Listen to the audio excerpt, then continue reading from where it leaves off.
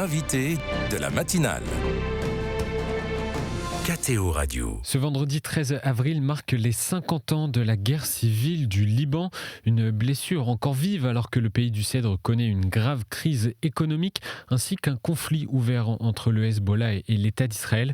C'est l'objet de notre entretien aujourd'hui avec l'invité de la matinale, Antoine Fleffel. Bonjour. Bonjour. Merci d'être avec nous en ce jour particulier pour le Liban. Vous êtes directeur de l'Institut chrétien d'Orient à Paris. Concrètement, Antoine Fleffel, que s'est-il passé ce 13 avril 1975 au Liban ? Une situation qui était détériorée depuis plusieurs années a explosé. 1975 n'est pas une année qui tombe du ciel.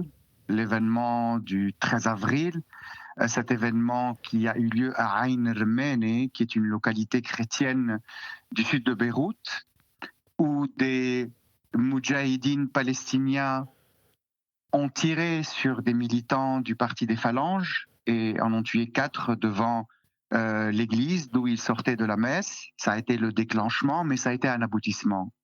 Et il faut comprendre les principes et les événements qui ont mené à ce déclenchement pour le comprendre.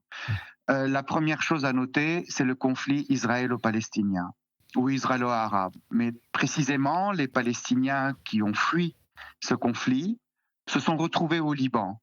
Et à partir de la fin des années 60, ils ont commencé à mener une résistance militaire contre Israël, utilisant le sol libanais pour faire des attaques contre l'État hébreu. Et la malédiction du Liban a été en 1969, lorsqu'il a été contraint de signer les accords du Caire, qui ont légitimé cette résistance palestinienne à partir du sol libanais, faisant de la présence palestinienne une présence militaire officielle qui, au fil des années, se développait pour devenir un État dans l'État. Ça, c'est le premier facteur. Et il y en a un deuxième, c'est le rapport de force qui existe entre les communautés. Parce que le Liban est un pays multiconfessionnel, fondé pour que les différentes communautés religieuses puissent se partager le pouvoir selon leur poids démographique. Sur ce plan, à la création du Liban, les chrétiens avaient un avantage, soutenu par la France, et par une démographie légèrement majoritaire, 51 et des poussières %.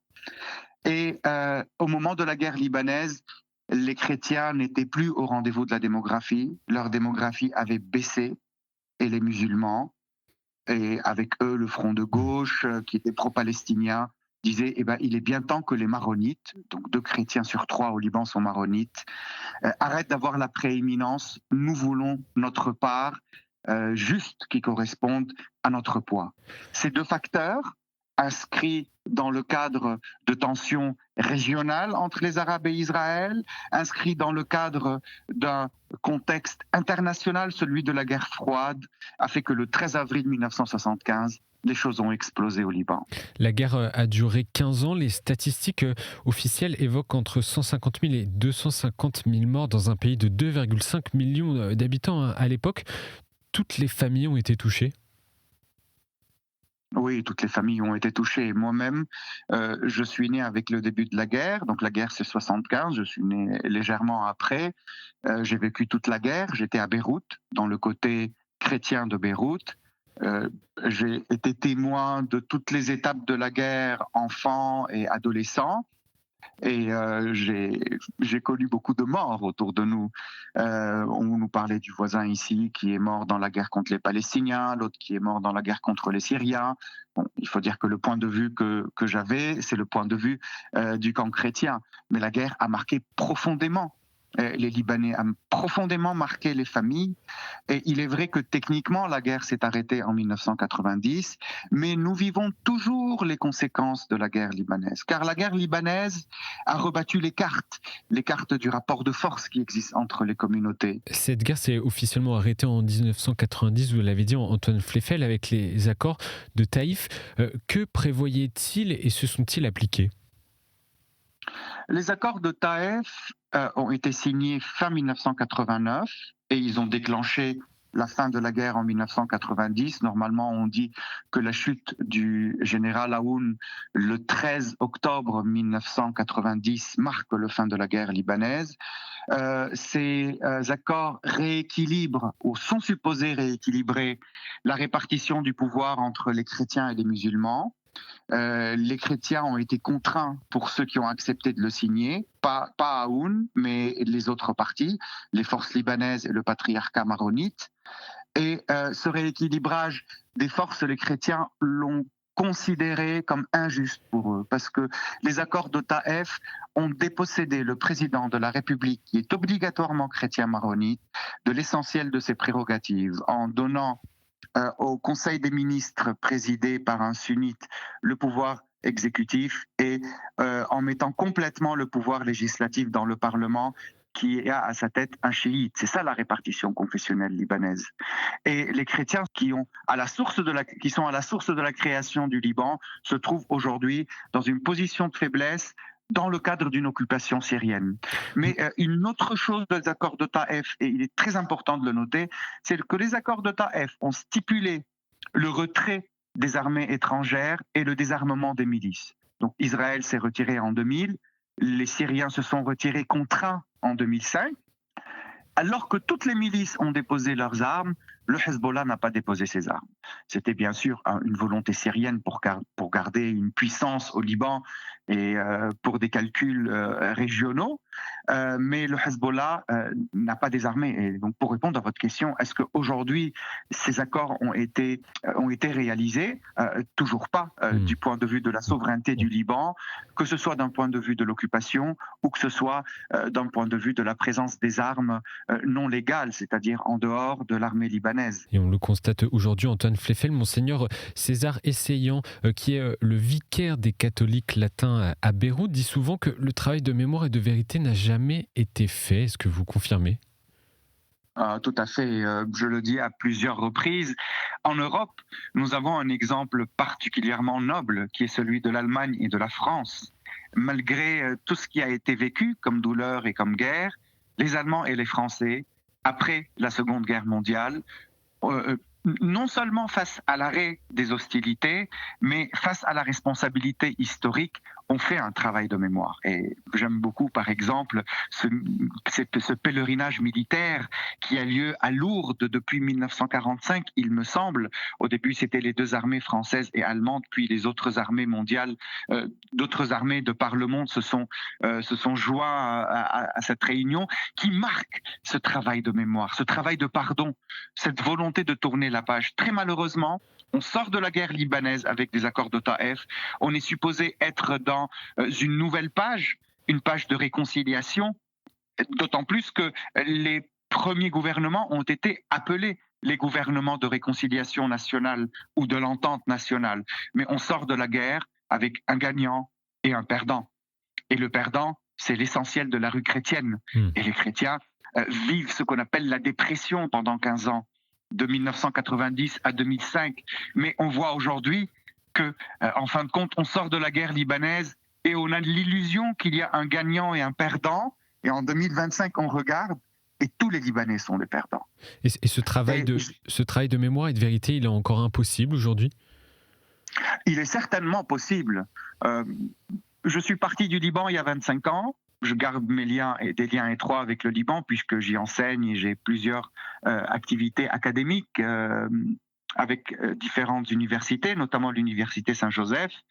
Je rencontre dans mes cours de dialogue islamo-chrétien par exemple, ou de théologie contextuelle, des gens de tous les âges, de tous les milieux, que ce soit religieux, éducatifs, engagés, des chrétiens, des musulmans, des druzes, des orthodoxes, des catholiques, des sunnites, des chiites. Et dans cette jeunesse, et même chez les gens qui sont moins jeunes, je vois la volonté, je touche la volonté de construire autre chose. On est lassé de se regarder dans les yeux d'une différenciation exclusive.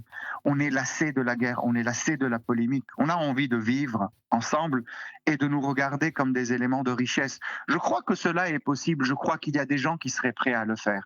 Néanmoins, il y a des conditions qui doivent être déployées et sur ce plan, énormément de travail et à faire. Mais ce n'est certainement pas quelque chose d'impossible. Vous pensez à quelles conditions notamment ? Des conditions politiques, il faut une volonté politique pour ça, des conditions religieuses, il faut une volonté religieuse pour ça, les conditions économiques et les tensions géopolitiques jouent un rôle dans cela, parce qu'il y a le sentiment d'appartenance qui est toujours très fort. N'oublions pas ce qui se passe autour du Liban, que ce soit à l'est, que ce soit dans le sud. Donc ce sont des conditions majeures quand même qui contraignent les Libanais à des choses. Mais je crois que si à l'interne des partis politiques ou des forces sociales et citoyennes et des responsables religieux, si au moins ils réfléchissent ensemble et ils font une feuille de route qui soit sincère, qui ne soit pas fondée sur des calculs confessionnels et politiques sur l'intérêt propre, mais une feuille de route, cela est tout à fait possible. Il y a des pensées théologiques. Du côté chrétien, plus timide du côté musulman, il y a des actions sociales et des courants civils où se trouvent et les chrétiens et les musulmans.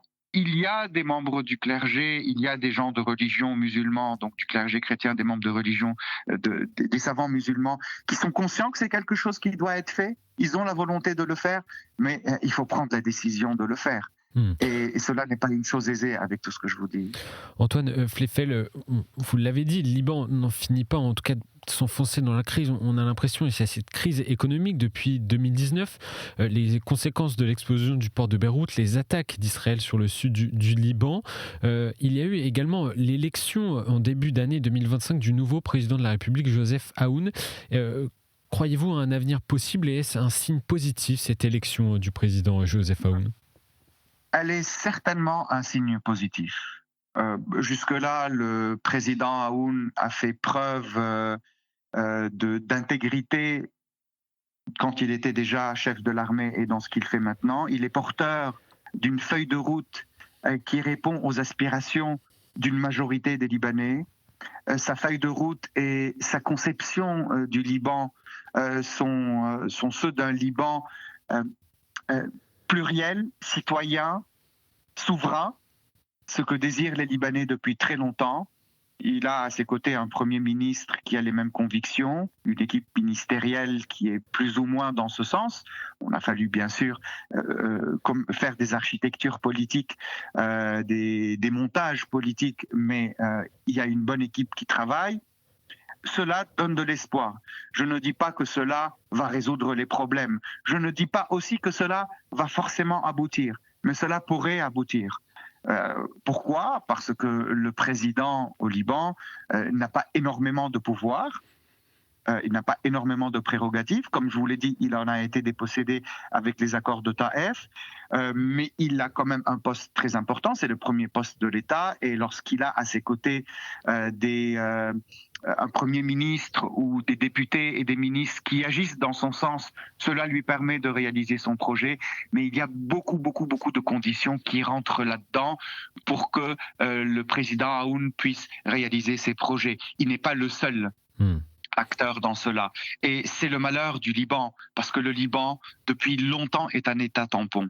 Même si on remonte à d'autres époques où le Liban ne s'appelait pas Liban, mais qu'il était composé d'autres entités politiques, son positionnement géographique entre l'Europe et l'Asie et l'Afrique, entre l'Orient et l'Occident, fait que c'est un lieu de passage et du passage de tous les intérêts des grands États. Et très malheureusement, le Liban dépend aussi de ça, mais pas exclusivement. Cela ne veut pas dire que le Liban ne possède pas une marge interne où il peut faire des choses qui sont dans son propre intérêt, dans l'intérêt de son peuple. Merci Antoine Fleffel pour cette analyse. Je rappelle que vous êtes notamment le directeur de l'Institut chrétien d'Orient à Paris. Bonne journée à vous, bonne journée de commémoration.